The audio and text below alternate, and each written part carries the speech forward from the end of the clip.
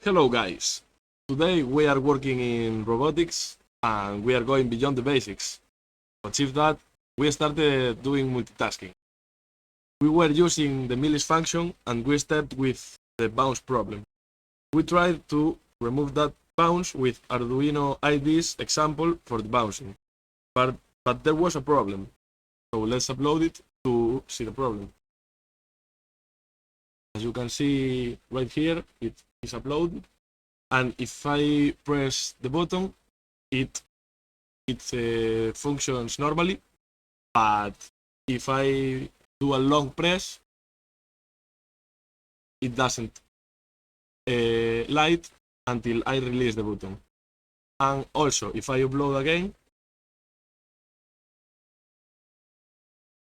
the LED starts in the low state when, if we see the code in line 35, it says that it should start in a high state. So to solve that problem, we took line 72 and we took it out of the if to line 78.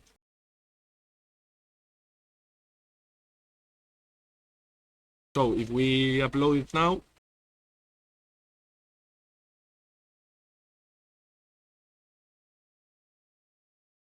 we see it starts in a high state, and